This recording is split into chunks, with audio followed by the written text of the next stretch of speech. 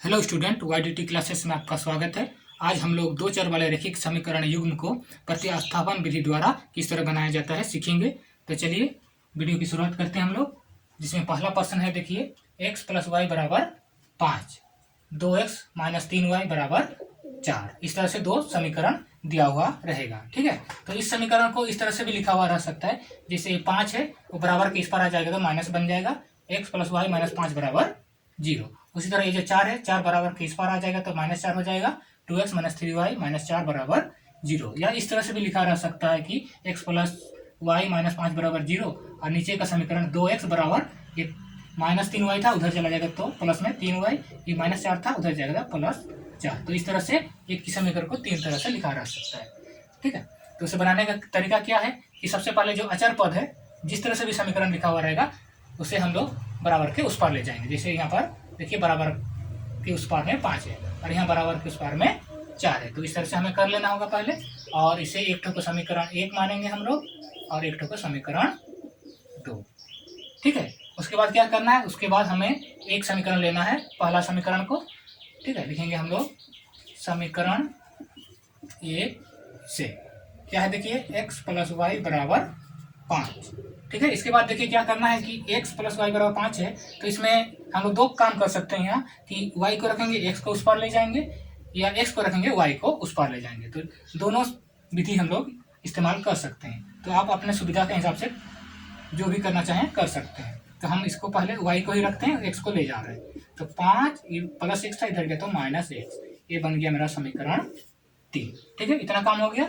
उसके बाद क्या करना है, ये देखिए y का मान आ गया, इस y का मान को समीकरण 2 में रख देना है। ठीक है, तो लिखेंगे y का मान समीकरण 2 में रखने पर, देखिए समीकरण 2 क्या है, देखिए 2x माइनस 3y बराबर 4। तो y का मान रख देंगे यहाँ पर 2x माइनस 3 और y की जगह लिख देंगे 5 माइनस x बराबर 4। तो देखिए क्या हो जाएगा, 2x अभी 3 5 है 15, माइनस माइनस प्लस 3x बराबर 4। ठीक है, अब देखिए यहाँ 2x और यहाँ 3x मिलकर बन जाएगा मेरा 5x माइनस 15 बराबर 4। तो 5x बराबर क्या होगा, देखिए 4 और ये माइनस 15 था उधर ले जाएंगे तो प्लस 15, यानी 5x बराबर 19। तो x बराबर हो जाएगा मेरा 19/5। ठीक है, देखिए x का मान आ गया। अब हम लोग इस x के मान को समीकरण 3 में रख देंगे। ठीक है, x का मान समीकरण 3 में रखने पर, तो हमारा समीकरण 3 है y बराबर 5 माइनस एक्स और x का मान है 19/5। तो इसको हल करते हैं, प्लस 5 1 5 5 5 5 25 माइनस 5 1 5 1 और 19 हो जाएगा, घटा देंगे तो 6/5। ठीक है, तो इसलिए x बराबर आया 19/5 और y बराबर 6/5, ये वाला आंसर। अगला प्रश्न देखते हैं, दूसरा नंबर 3x प्लस 2y बराबर 10। इसे हम लोग समीकरण 1 मानेंगे। 5x प्लस 3y बराबर 19, इसे समीकरण 2। तो क्या करेंगे, सबसे पहले हम लोग कि समीकरण 1 को ले लेते हैं।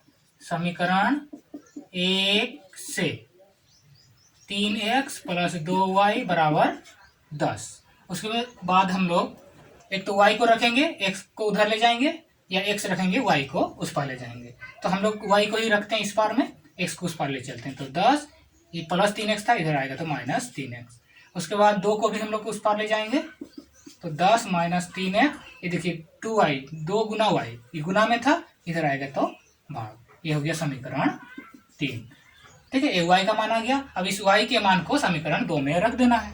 ठीक है, y का मान समीकरण 2 में रखने पर, ठीक है, देखिए समीकरण 2 क्या है, 5x प्लस 3y बराबर 19।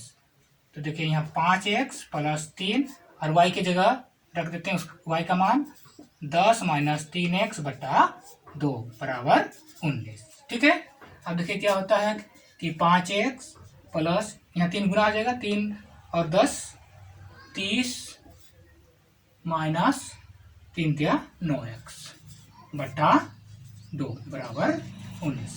इसके बाद हम लोग यहाँ दो काम कर सकते हैं कि यहाँ लोसो ले सकते हैं दोनों का एलसीएम, ठीक है। और नहीं तो अगर उसमें दिक्कत होता है बहुतों को तो एक काम कीजिएगा, आप 5x को उस पार ले जाइए, बहुत आसानी से तब बन जाएगा, ठीक है। 30 माइनस 9x बटा 2 बराबर 19। ये प्लस में था, इधर माइनस, ठीक है। इसमें आपको एलसीएम लेना नहीं पड़ेगा। तो 30 माइनस 9x बराबर, ये 2 इधर गुना जाएगा, 2 गुना 19 38, 2 5 10x। उसके बाद आप लोग x सबको एक साइड कर लेंगे, इसको भी इस पार ले आते हैं, माइनस था इधर प्लस 38, और इधर 30 था, इसको उस पार ले जाएंगे, प्लस था इधर माइनस। यहाँ से 9x प्लस 10x, ये माइनस है ये प्लस है तो घट जाएगा, तो x बचेगा, और यहाँ घटा देंगे तो आपका बचेगा 8, ठीक है। तो मेरा x का मान आ गया। अब इस s के मान को समीकरण 3 में रख देना है, ठीक है। x का मान समीकरण 3 में रखने पर, तो मेरा समीकरण 3 है y बराबर 10 माइनस 3x बटा 2, तो बराबर हो जाएगा 10 माइनस 3 और 8 का मान है x बटा 2, बराबर हो जाएगा 10 माइनस 3 8 24 बटा 2, बराबर आ जाएगा माइनस 12 बटा 2। ये काटेंगे तो 2 छक 12 यानी माइनस 6। तो इसलिए मेरा x हो गया 8 और y का मान हो गया माइनस 6। ये हो गया आंसर, ठीक है। अगला प्रश्न देखते हैं, तीसरा नंबर। देखिए 3x बटा 2 माइनस 5y बटा 3 बराबर माइनस 2। x बटा 3 प्लस y बटा 2 बराबर 13 बटा 6। तो इस तरह से आपका भिन्न में भी रह सकता है, ठीक है प्रश्न। तो सबसे पहले हम लोग इस लोग को दो समीकरण बना लेते हैं। तो सबसे पहले इसको ले लीजिएगा, पहला वाला को, 3x बटा 2 माइनस 5y बटा 3 बराबर माइनस 2। तो इसमें क्या कीजिएगा कि इसका लॉसा ले लीजिए, 3 और 2 और 3 का 6, 2 3 6 3 3 9, 9x, 3 दूनी 6 2 5 10y बराबर माइनस 2। 9x माइनस 10y, अब 6 इधर बटा है उधर गुना होगा, 6 दूनी 12 माइनस 12। ये मेरा समीकरण 3, ये समीकरण 1 हो गया, ठीक है, समीकरण 1।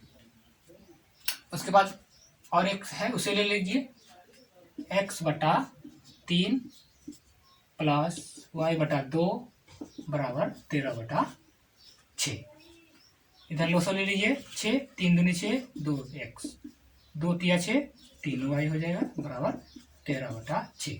तो देखिए जब भी बराबर के इस पार और उस पार में नीचे का संख्या अगर बराबर होता है तो उसे हम लोग काट देते हैं। तो जैसे 6 कट गया तो क्या बना, देखिए 2x प्लस 3y बराबर 13। ये मेरा समीकरण 2, ठीक है।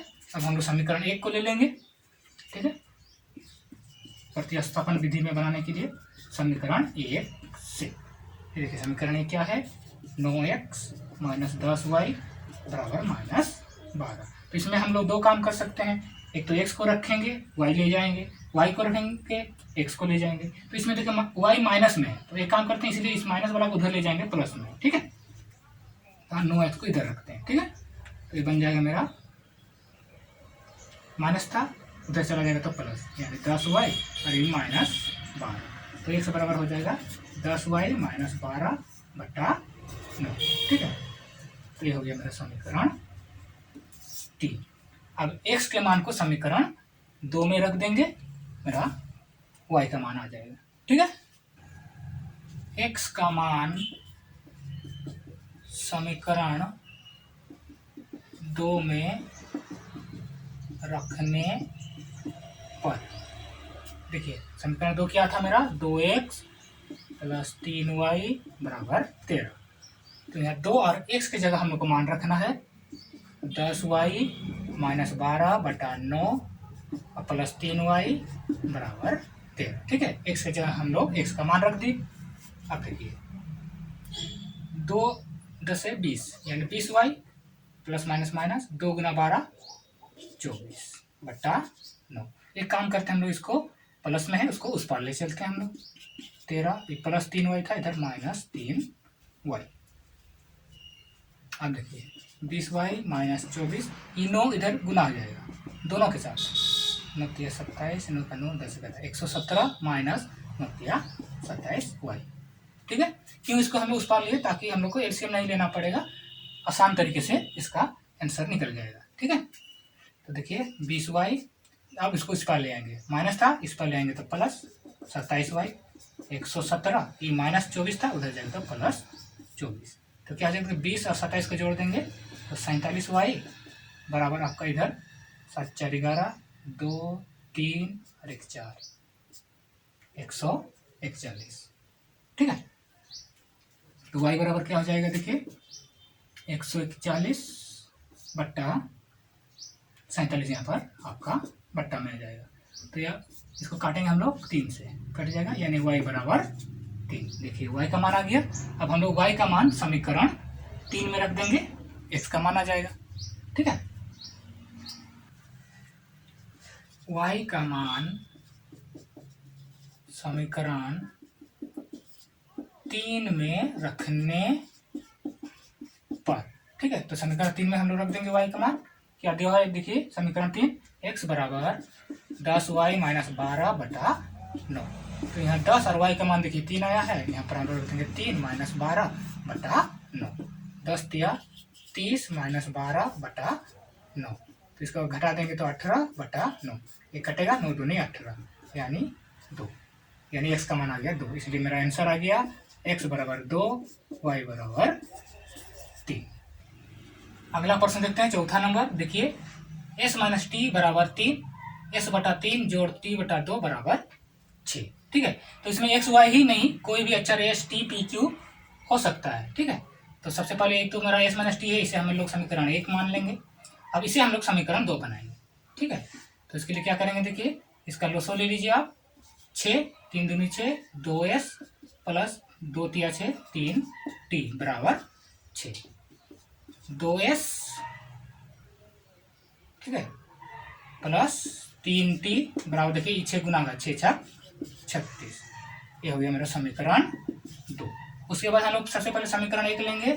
समीकरण 1 से s माइनस टी बराबर 3, तो इसमें देखिए हम लोग s को रखेंगे तो t को ले जाएंगे, t रखेंगे तो s को उस पार ले जाएंगे, तो t माइनस में है इसीलिए हम लोग t को उस पार ले चलते हैं, s को इस तरह ही रखते हैं, 3 माइनस का इधर प्लस, सुविधा के हिसाब से। ठीक है, ये हो गया मेरा समीकरण 3। अब s के मान को समीकरण 2 में रख देंगे, बहुत आसान है। s का मान समीकरण 2 में रखने पर, ठीक है, समीकरण 2 क्या है, 2s प्लस 3t बराबर 36। 2 और s का मान देखिए क्या है, 3 प्लस t, तो s की जगह लिख दीजिएगा 3 प्लस t प्लस 3t बराबर 36। अब देखिए 2 गुना हो जाएगा इसके साथ 2 तिया 6, 2 और t 2t प्लस 3t बराबर 36। अब t सबको जोड़ देंगे, यानी 6 जोड़ 2 और 3 कितना आ जाएगा, 5t बन जाएगा, ये लोग बराबर 36। 6 को उस पार ले चलेंगे, 5t बराबर 36, ये प्लस था 6 इधर माइनस, यानी 5t बराबर हो जाएगा आपका 30 और t बराबर हो जाएगा 30, 5 गुना में था इधर भाग, 5 6 30, यानी t का मान आ गया मेरा 6। ठीक है, अब t का मान आ गया, इस t के मान को समीकरण 3 में रख देंगे तो s का मान आ जाएगा। ठीक है, तो चलिए बनाते हैं। t का मान समीकरण 3 में रखने पर, तो समीकरण 3 मेरा था s बराबर t प्लस 3, तो t का मान हो गया मेरा 6 जोड़ 3 बराबर 9, इसलिए s बराबर 9, t बराबर 6, आंसर। तो आज हमने 2 चर वाले रैखिक समीकरण युग्म को प्रतिस्थापन विधि द्वारा हल किए। अगर आपको यह वीडियो अच्छा लगा तो लाइक और शेयर कीजिए, और अगर आप इस चैनल पर नए आए हैं तो इस चैनल को जल्दी से सब्सक्राइब कीजिए। मिलते हैं हम लोग अगले वीडियो पर।